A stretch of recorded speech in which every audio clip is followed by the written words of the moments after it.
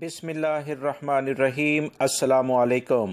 12 جولائی 2020 کے لحاظ سے وبائی مرض کرونا کے مریض سعودی عرب میں کچھ کم ہوئے ہیں مگر ختم نہیں ہوئے، جن کی تعداد 2789 یعنی 79 ریکارڈ کی گئی ہے۔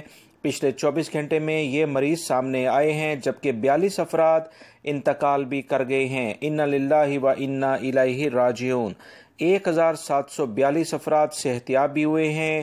مزید میں تفصیلات آپ سے شیئر کرتا ہوں کہ کس شہروں میں کتنے مریض ہیں۔ ریاض میں 247، جدہ 191، حفوف 164، دمام 157، مکہ المکرمہ 157، طائف میں 119، خمیس مشید 119، الممرز کے علاقے میں 99 ہیں، ابا 95، مدینہ منورہ 94، نجران 94، حفر الباطن 82، قطیف 80، حائل 71، الخرج میں 70، صفا 56، تبوک 47، خبر میں 46 اور بریدہ میں 30، جبیل کے علاقے میں 29، مائل اسیر 27، شرورہ 27، زہران 26، عیون کے علاقے میں 23، سرایت العبیدہ 20، وادی دواسیر 20، انیزہ کے علاقے میں 18، الحرجہ کے علاقے میں 15، نماز کے علاقے میں 15، بقیل کے علاقے میں 15، ابو عریش کے علاقے میں 15، البہا کے علاقے میں 14، الناریہ کے علاقے میں 14، جزان میں 14، ہوتا بن تمیم کے علاقے میں 14 کیسز سامنے آئے ہیں۔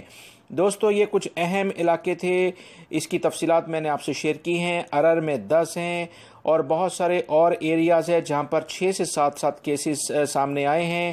بڑے شہروں کی تفصیلات آپ سے شیئر کر دی گئی ہیں۔